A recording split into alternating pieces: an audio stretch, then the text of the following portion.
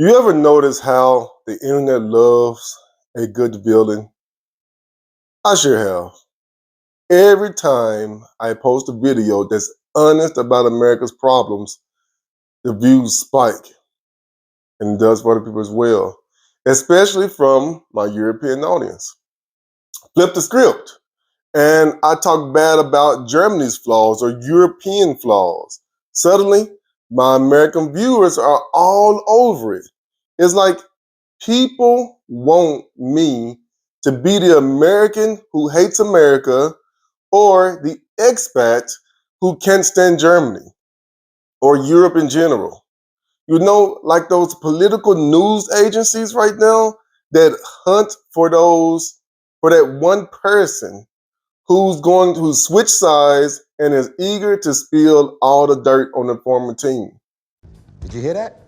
I'm not interested in playing that game. I didn't start this channel to bash my homes for clicks.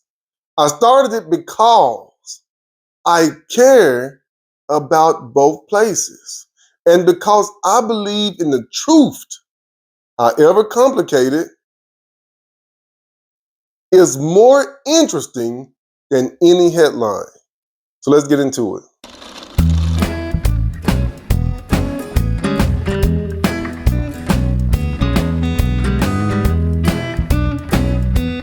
Let's talk about the headlines that you have seen.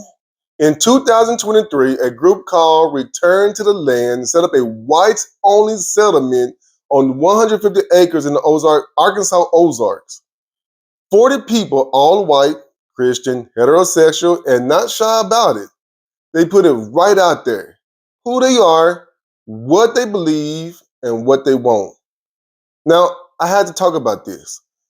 Even though this started in 2023, I didn't find out about this until about 3 months ago. And it seemed like everyone else has found out about this. I saw an Australian news agency. I saw a DW, Deutsche Welle picked this up. And so since I'm actually from Arkansas, I feel like it was necessary to give my comments about it because I'm afraid what it's going to do is just make people just really hate Arkansas in general, not just this area or not just these people. And I want to address that. I don't want nobody to be afraid of where I'm from. So that's why I wanted to make this video. Now, I'm not going to give too much attention to that group because if you want the attention from that group, then you watch those videos. And I just put a link down to the DW's version, Deutsche Welle. But I'm going to jump into it and talk about it in this way. So, first of all, the first question that most people ask me, is it legal? It is technically legal in the same way cults operate in Germany or in America, by exploiting loopholes in the law. These communities frame themselves as private associations or land ownership arrangements, allowing them to decide who can live there without directly breaking any anti-discrimination laws. Cults have similar tactics. In Germany, for example, there was a group called Universal Life. They often present themselves as a religious or a lifestyle movement to avoid being shut down.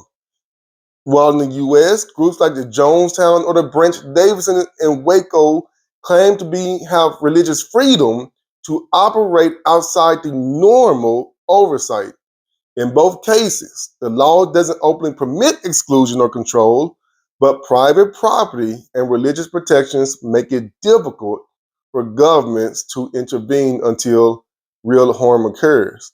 So right now, it's just a group of people, 40 people, they have bought land. And in America, you can do what you want with this land. You can turn it into a farm. You can turn it into whatever you want to turn it to. And then you can decide, just like as a private citizen, I can decide who is allowed to come in my house and do things or and hang out. I can make the decision. If I own thousands of acres, I could do the same thing as well. But that's why technically it's legal, because it's not an official town or city, right? It's just a person bought a lot of land and they had this idea. So when I first heard about this, my heart sank. Not because I was shocked that racism still exists, because, hey, I know it. As a black man, I know racism still out there. I've seen it. I've witnessed it. from a distance and I know about it. But because my home state was once again in the news for all the wrong reasons. But here's the thing. At least these snakes, as I'm going to call them, aren't hiding. There's a weird, almost twisted honesty to it. You know where these people stand. And you know how you can handle these people. Just don't go around them. Now, let's talk about the part that nobody really mentions. Correct me if I'm wrong here, but this isn't your usual kind of racism. This isn't the political version where laws get passed to keep people out, where whole neighborhoods get gentrified until the folks who live there can't afford it to rent there anymore.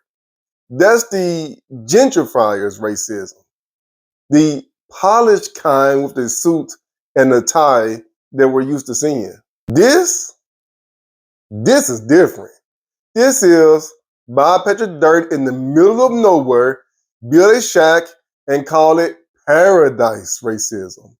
We're talking maybe there's running water, electricity probably spotty, and it's the kind of place where you have to climb on top of your car maybe to get a bar of service.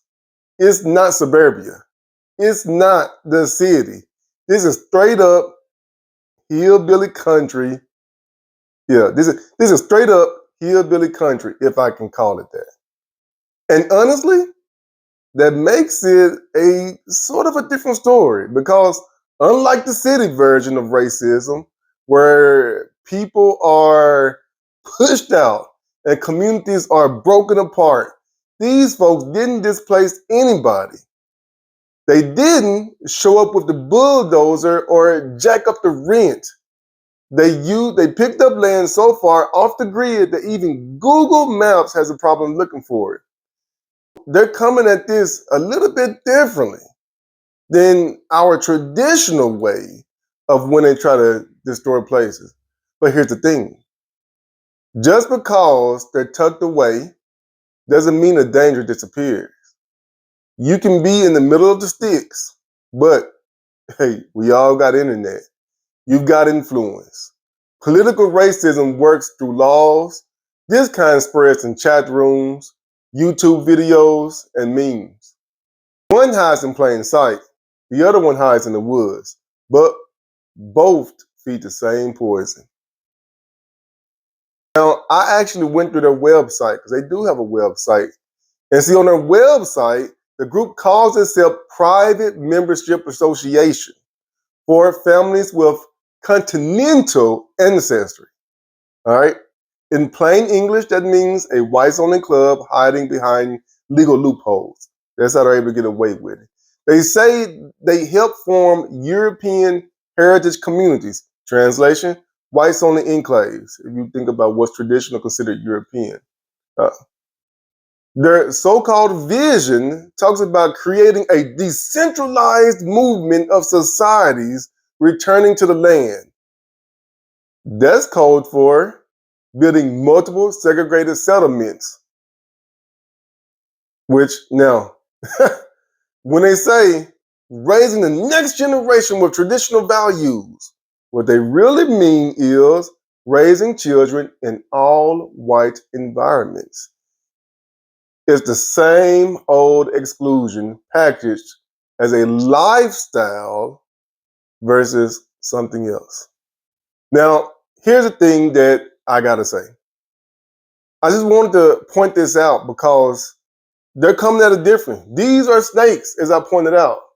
They're just snakes that are coming at you in a different way. Now, where this will become a problem, for example. Now, if they stayed in their little small enclave and did their thing, you know, most people of color would never run across them. Most Europeans, unless there are some Europeans that are attracted to this, which I'm sure there are. I'm sure there's a lot of people that are attracted to this ideology. None are watching my video, but there are a few. Anyway, if they stay within their small enclave, that'd be one thing. But they basically moved into a small little town. And in these small little towns, right now their internet site also says something about not being politically motivated. But we've seen how some of these things have happened in the past. I can't predict what they're going to do, but based on what happened in the past, they moved to a smaller town. And that smaller town probably has a mayor, more than likely, depending on the size of it. I'm pretty sure, even the smallest town has a mayor. So let's say they get 50 out of 40 members right now. They say they get up to 100 members. In this small of a town, they probably need 50 votes, 60 votes to win and become the mayor. And then probably in the county, because this is the Ozarks. I have to look it up where exactly. I have to look up their population. But maybe in some small elections, 200 votes could be enough to win an election. And we're talking about mayor, we're talking about sheriff. And once that ball starts rolling, oh man, we got a huge power on our hands. But at this current moment, this is what they're thinking. Or at least this is what they're implying. They're even trying to take donations. So if there's anyone that's trying to give them donations, I hope you're not watching my channel. But what really scares me, though, are the snakes you don't see. The ones who don't call themselves racist, but wrap their poison in a talk or defending tradition or protecting the homeland. They show up in nice suits, not white hoods. And if you think that's just an American thing, trust me. Trust me. It's alive and well in Europe too. And you know who I'm talking about when I'm making this reference. If you haven't figured it out yet, so I ain't gonna call them out. I don't want to get sued, but you know what I'm talking about, right? These people that come around as politicians and they tell you that they're doing this, they have racist agendas. You know who they are. I'm not going to sugarcoat Arkansas's past. See, the Ku Klux Klan had a strong presence in Arkansas, especially in the early 20th century. They weren't some fringe group hiding out in the woods. They held rallies, marched down Main Street, and influenced local politics. When they wore those hoods, you didn't know who they were. They were lawyers, they were doctors, they were judges, they were police officers, they were anything and everyone that had influence in the town. So it meant they could basically do what they wanted. They still hid it from the other people. You kind of knew who they were, but at the same time you didn't because they kept it covered up. But now these individuals, there's no hiding. They're just saying what they want. Harrison, Arkansas was once the KKK state headquarters. Their intimidation drove black families out, and by the 1920s, Harrison had become a sundown town, a place where black people simply weren't safe after dark. For decades, Harrison was known as one of the most racist towns in America. If you drove through, you would see billboards advertising white supremacist websites right there on the highway. I think it was like whitepride.com. And the Klan's reach went further. They targeted not just black Arkansans, but Catholics, Jews, anyone that saw as the other. Their influence crept into local government, law enforcement, even some churches. This is the Arkansas that makes international headlines, and yeah, I understand why. I remember going to our probably favorite destination for vacation, and for my family was Branson, Missouri, one of the top spots. And to get to Branson, Missouri, a lot of times we drove through Harrison. And I remember my uncle who was driving, who was very calm. I look back now and through it, when we made it to those areas, he got quiet. And he tried to change the subject of certain things, but looking back now, I think I could tell his hands were tightened up around the steering wheel. We didn't take restroom breaks. We didn't do anything. You just drove through Harrison. I think there's a whole Ozark area. Once we left Missouri, we did not get out of the car through the whole Ozark area until we made it to somewhere that was seen as safe, like Little Rock or Conway, some outside of that area. I remember that. But here's where the story starts to change. In recent years, people in Harrison have said enough. The Harrison Community Task Force on Race Relations formed in 2003. Not because someone told them to, but because they were tired of their town being known for hate. See, they started holding public forums, organized diversity events, and put up billboards with messages like, love your neighbor, no exceptions. Right there, right where hate once stood. And the most inspiring part was the local school. Harrison High School launched a No Place for Hate campaign. Students organized assemblies, wore anti-racist shirts, invited speakers, and started a diversity club. I remember one assembly where Holocaust survivors spoke. Students were so moved. They lined up to share their own stories and ask questions. These were kids who could have just kept their heads down, but instead, they chose to lead. They chose to make a change, and that was very inspiring. Even though I was in the southern part of Arkansas, I knew about this. See, that's the Arkansas I want people to know about. I remember going to high school football games where everyone, black, white, Latino, Native, we all came together under the Friday night lights. See, that's the one thing about sports. As much as people say sports are not important or this, that, and the other, it's amazing how people can come together for a sporting event or for a school event, and that's exactly what happened. And see, when the tornadoes hit, nobody asked about your skin color before showing up to with the chainsaw to help. Neighbors gave you the shirt off the back. Teachers stayed late to help any kid who needed it. See, my Arkansas is a place where my grandmother taught me to judge people by their actions and not by their appearance. Now, living in Germany, I get asked about American racism all the time. Germans know what it means to face a painful past. They teach it, they talk about it, they try to learn from it. Germany has spent decades reckoning with its own history, building memorials, educating students, and examining how hate can take root. America right now, we're going through a transition, a transformation right now. History is actually being erased, and it's a whole nother video about how America is trying to erase some part of history, but that's different here in Germany. But you know what? Germany isn't innocent. There are neighborhoods where immigrants don't feel safe. There are politicians who talk about defending tradition and protecting the homeland. The difference is, though, Germans I meet are horrified by this and work against it. Man, when the last time this group that's actually growing started making headlines, there was protests in almost every major city. So the Germans do try their best to fight against bigotry. They really do. And I have to applaud them for that. Here's what frustrates me most about all of this, about making comments, making content on these topics. I know exactly what would get me a lot of views. A video such as why I left America and why I never would go back. It'll probably blow up to my European viewers and to other viewers. If I made another video called Germany is completely overrated, Americans will probably eat it up, especially if I just bash all of Europe and just put crap on it. But see, that's not honest. It's not my truth, and it's not helpful. The truth is, I love both places, despite their flaws. I love America, I love Germany, I love Arkansas. You see, racism exists everywhere, but so does kindness. Progress is slow and imperfect, but it's still progress.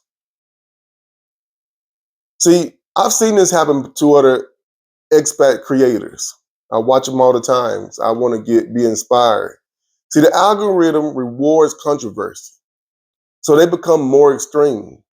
They become the token American who trashes America, or the expat who constantly complains. They become the person the news loves to interview, the insider willing to bash their own group for clicks. I refuse to be that person. I'd rather have a small, loyal community that values honesty than a big one that expects me to pick a side. So what do we do about groups like Return to the Land? What about the KKK chapters that still exist? What about politicians who dog whistle to racists while claiming they're not racist themselves? That's the big one right there. We don't fight hate with more hate. That's what we don't do. We don't ignore it either. We fight it by telling the truth about our history, our progress, and the work that still needs to be done. So that's why I'm making this video. Because I don't want to ignore what's going on in Arkansas. But at the same time, I'm not going to bash. I'm calling out there what's being wrong, but I need to do something else too, right? See, we need to support the people doing the hard, unglamorous work. In Harrison, it's a community task force on race relations. It's the high schoolers wearing no place for hate shirts. It's the local business owners who quietly refuse to serve customers with racist nonsense. It's the churches that open their doors to everyone, not just the people of the same faith or just the people that look the same. See, we support organizations like the Southern Poverty Law Center, which tracks hate groups and educate communities. We support local journalists who report honestly, even when it's not popular. We support teachers who teach real history, not just the sanitized version that people are starting to want to put in America. We hope some teachers fight back against that. You know what? And we call it the snakes in suits. The ones who use coded language and dog whistles. Because sometimes those are the most dangerous of all. People ask me, why don't I just pick a side? Why not become the American who trashes America or the expat who bashes Europe? It will be easier, believe me, it will be easier for the algorithm. It will be way easier for the algorithm. But the world doesn't need more division for clicks. It needs people willing to tell the complicated truths. Arkansas has a racist history, but it also has people fighting their history every day. Germany has learned from its past better than most, but it still faces new forms of hate. I'm not mentioning the group's name, but you know who I'm talking about. See, both places have given me something valuable, and both deserve honest criticism and honest praise. Let me tell you about the Arkansas that doesn't make the headlines and why I am going to start focusing more on Arkansas. It's the place where my neighbor, an elderly white man, taught me how to fix my lawnmower. Where the Mexican family running the local restaurant always had my favorite spot waiting for me.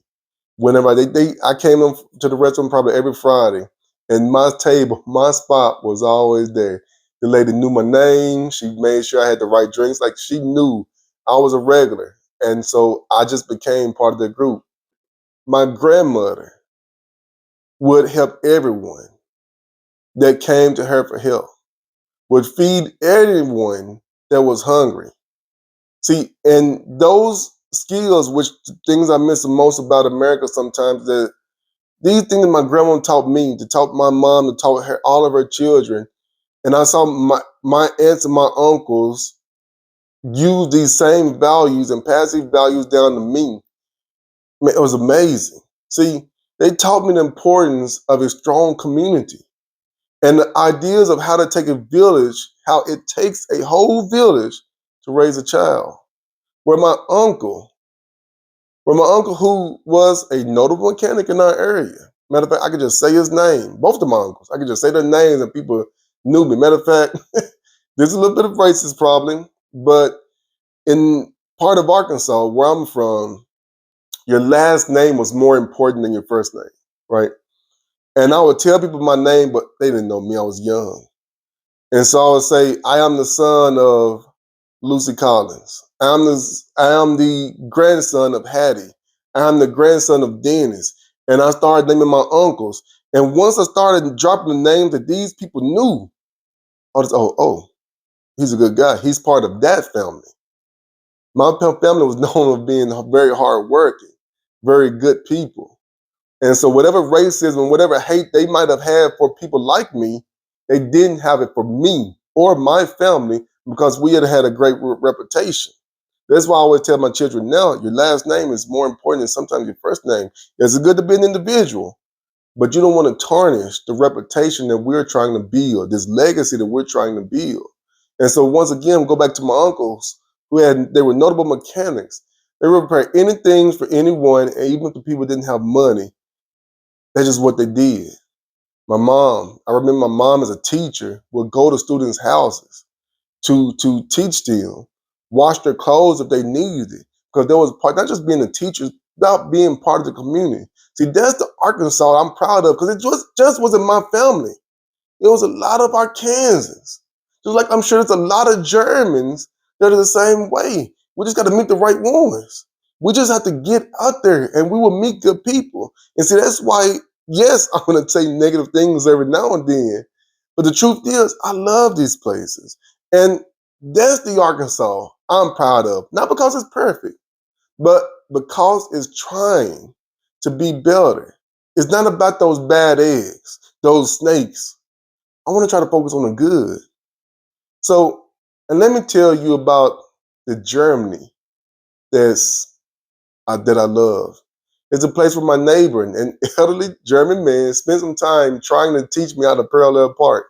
Not because he had to, because he wanted to help, and I was joyful for the help. See, that's a Germany that I have experienced that most expats have not had the chance to see. That's the Germany I've come to love, not because it's perfect, but because it's learned from its mistakes. I'm gonna get off my soapbox now, but living between Arkansas and Germany has taught me every place has its snakes and every place has its heroes. The question is, which ones will we choose to amplify?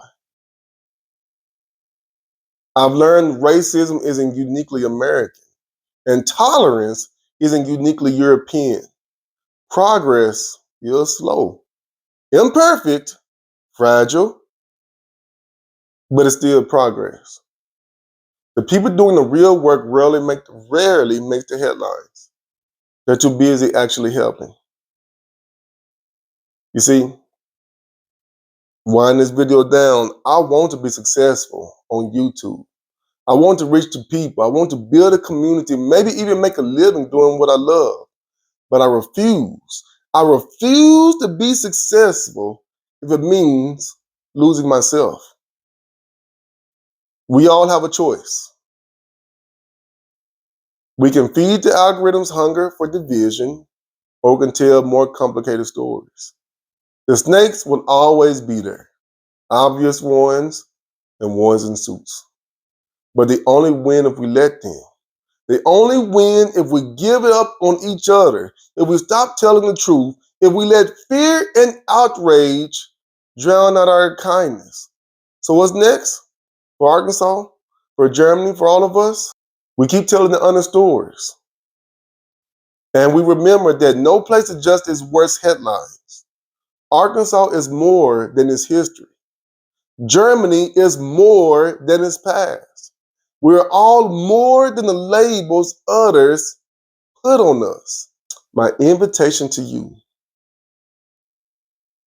if you are here for real stories, not just headlines or clickbait, continue to stick around. If you want to see what it's really like to live between worlds, to love two imperfect places, to keep hoping for better, you're in the right spot. I plan on doing another story about my Uncle Reggie, but I felt like this story was important to tell. I have some loyal followers that I'm going to start giving shout outs to because I love your comments. Even when you tell me I'm wrong, that's a part of the community. And I need to start highlighting the people that are constantly giving me feedback. And I got to try to say your name correctly, or at least your handles correctly. Because there's a few people that have been watching my videos for a long time. And they have made a comment on so many of my videos, called me out, corrected me, gave me their opinions, gave me their honest view. And that's what it's about. I admit, my views are not always going to be 100% right. I admit that the things that I experience aren't going to be the experiences of everyone else. That's why it's my story. And that's why I'm glad I'm here to share it. But I want to hear your stories as well. I want to read your comments when you call me out about stuff. And when you share things with me. That's what I'm here for. So with that, bis zum nächsten Mal. Peace.